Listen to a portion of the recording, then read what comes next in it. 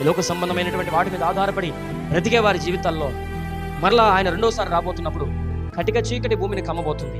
పంచభూతములు మహావేంద్రముతో లయమైపోబోతున్నాయి. ఇదిగో ఆయన సన్నిధిలో సూర్యుడు చంద్రుడు నిలవలేరంట. ప్రకటనలో రాయబడింది. ఆయన ముందు నిలవడానికి సూర్యునికి చంద్రుడికి స్థలం లేదంట. అవి నిలవలేక వెళ్ళిపోతాయి అంట. ప్రియమైన బిడ్డలారా, సూర్యుని కంటే గొప్పవాళ్ళమా మనం? ఈ లోక సంబంధమైన సూర్యులు ఎంతో మంది మనకు ఉండొచ్చు.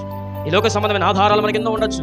కానీ ఈ శ్రేష్టమైన సమయంలో దేవుడు మనతో మాట్లాడుతున్నాడు. ఏమనంటే, ఇదిగో నేనే వారికి, నేనే ప్రకాశిస్తా, నేనే వారికి అండగా ఉంటా, నేనే వారికి ఆధారముగా ఉంటా. దేవుని దీర్ఘశాంతము చేతకంతా తీసుకుంటాను. దేవుని మర్చిపోయి జీవించబాకండి.